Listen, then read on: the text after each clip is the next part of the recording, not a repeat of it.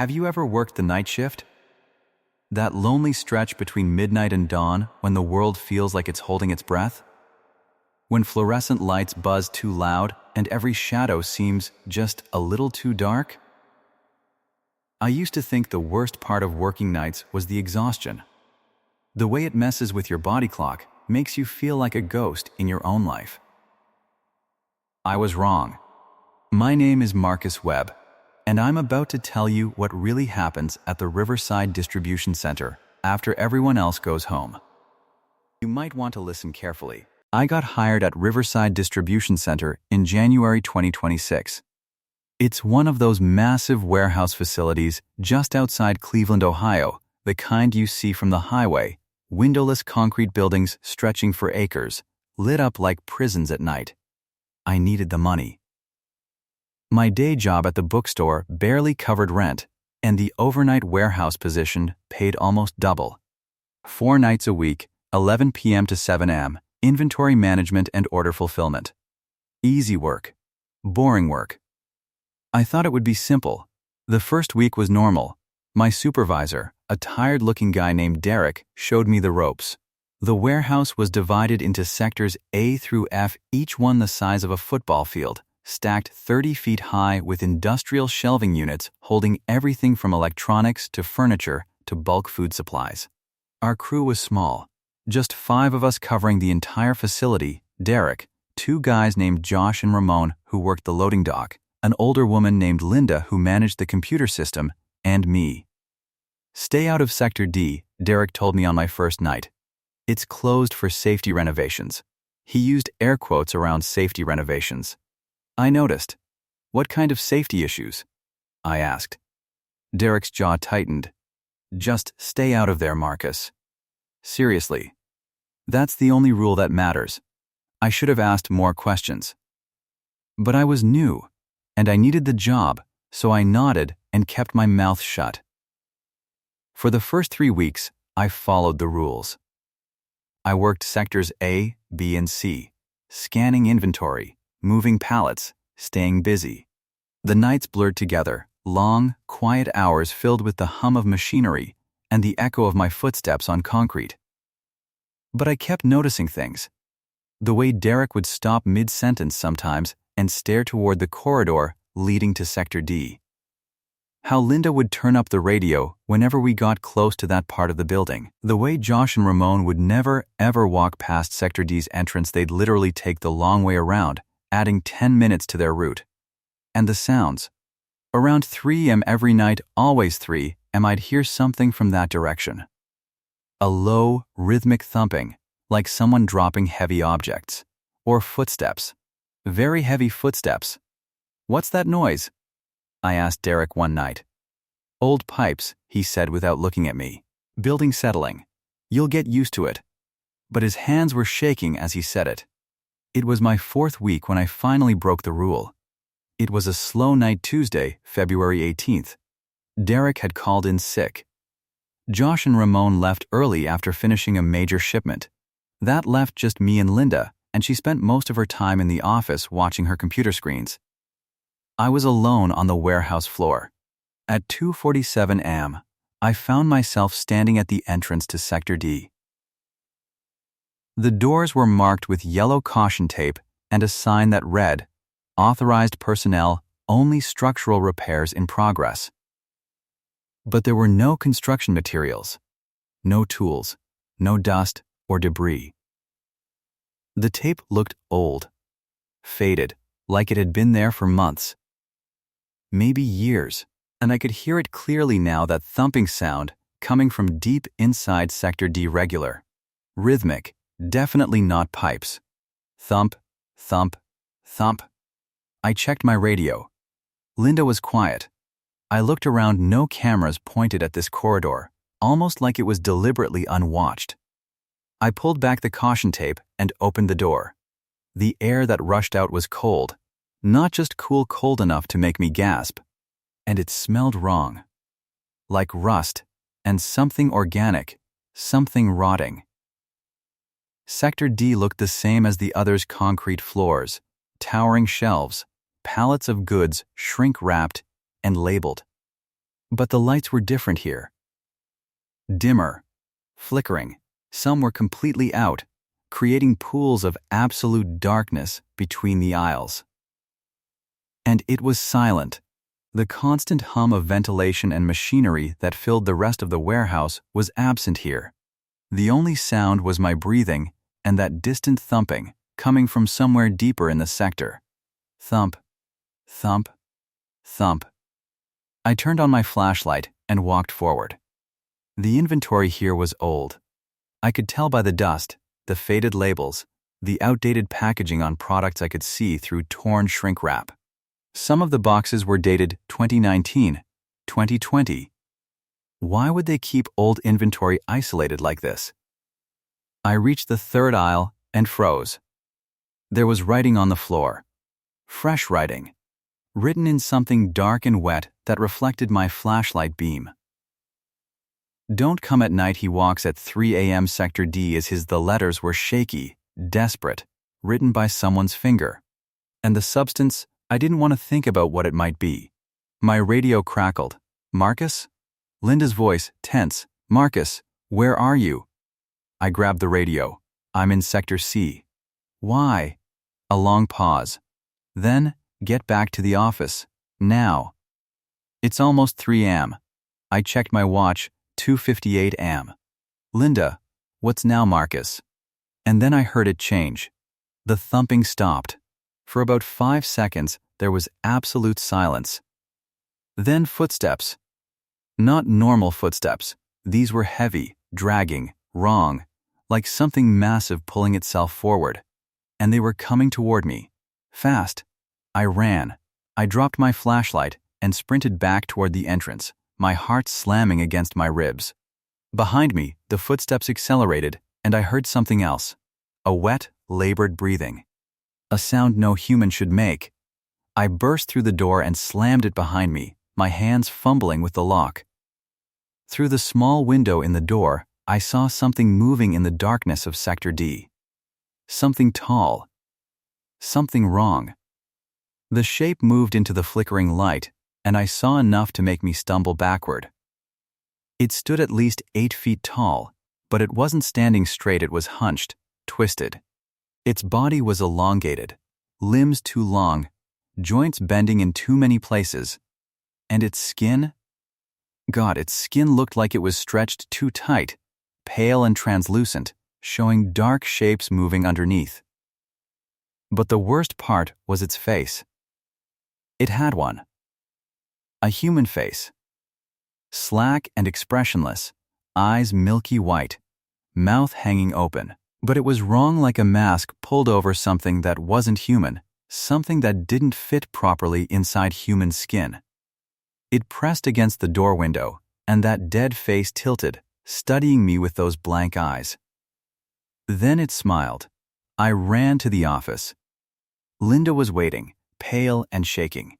She locked the door the moment I was inside and pulled down the metal security shutter over the window. You went into Sector D, she said. Not a question.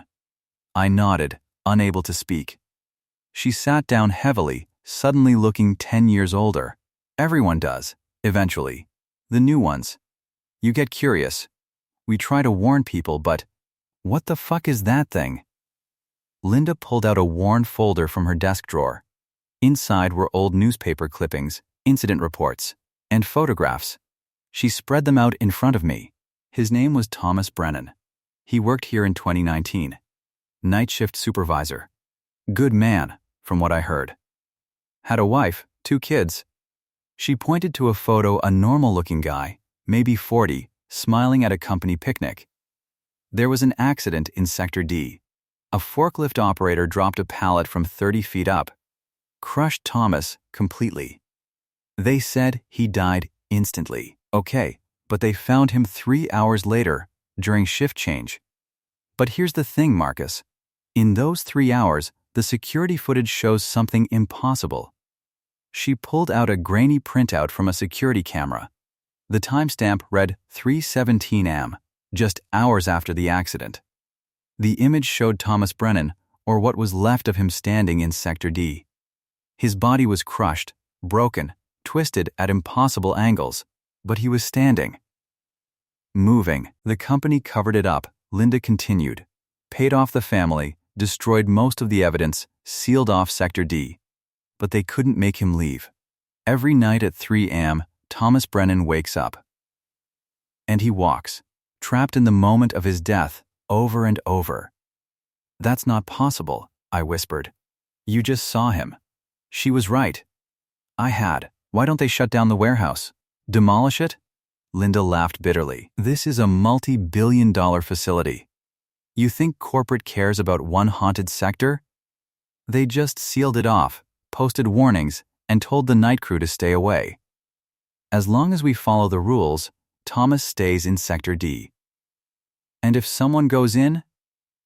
Her expression answered my question. She pulled out another folder. This one had names and dates.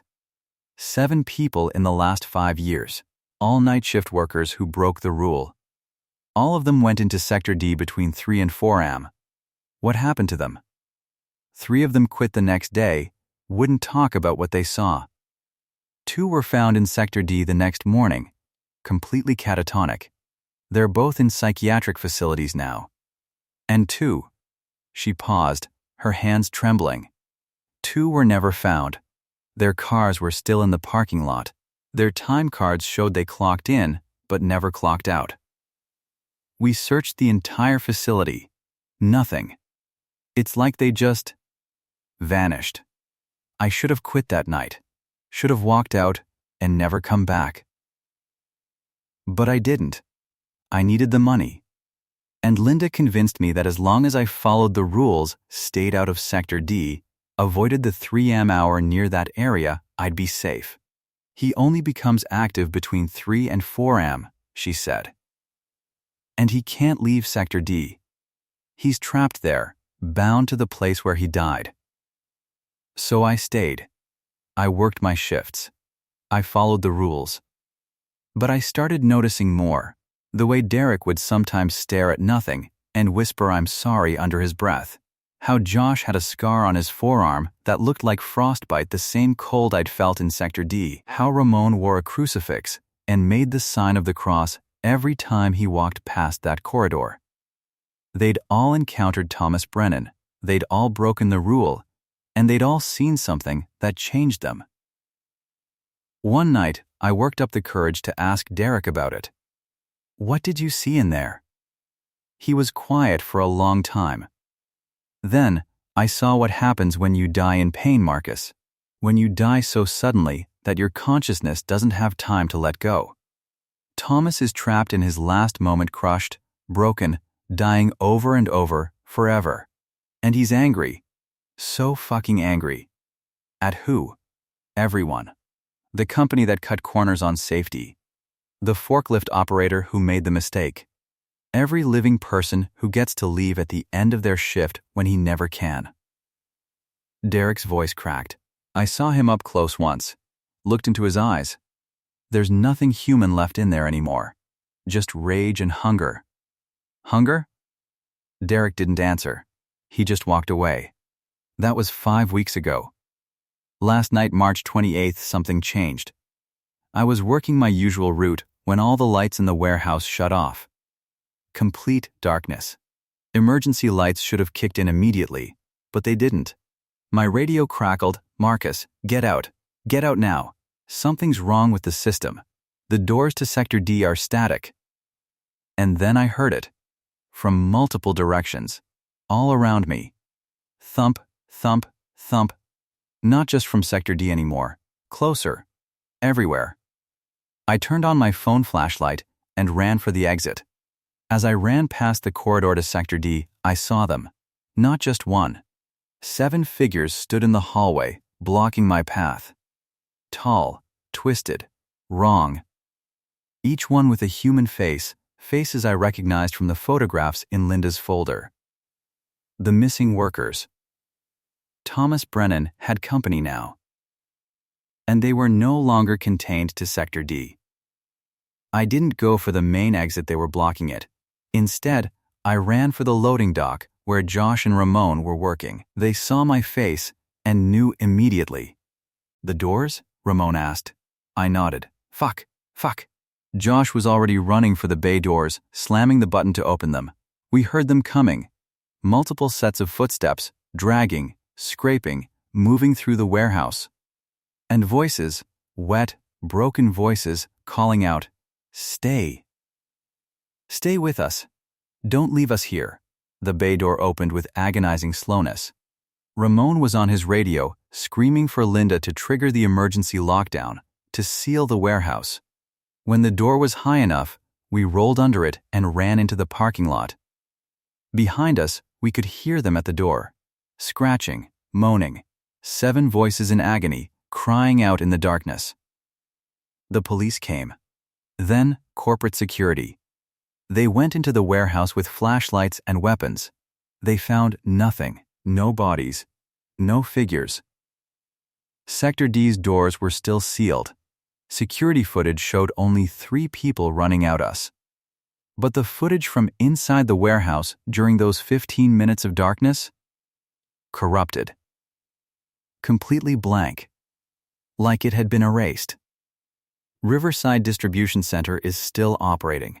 They brought in a technical team to fix the electrical issues. The night shift crew is all new now. They fired Derek, Linda, Josh, Ramon, and me, paid us 6 months' salary, and made us sign NDAs. But I still drive past there sometimes, late at night, and I see them in the windows, dark shapes moving through the aisles, walking their endless shifts. Thomas Brennan isn't alone anymore, and I don't think Sector D can hold them all much longer. So, if you work the night shift anywhere, any warehouse, any empty building, in those dead hours between midnight and dawn, remember this. If you hear footsteps that aren't yours, if you see a door that's supposed to stay closed, if you're told to stay away from somewhere for safety reasons, listen. Because some rules aren't made to control you. They're made to protect you from what happens when a workplace accident becomes something far worse. Something that doesn't clock out. Something that's still working the night shift. Forever.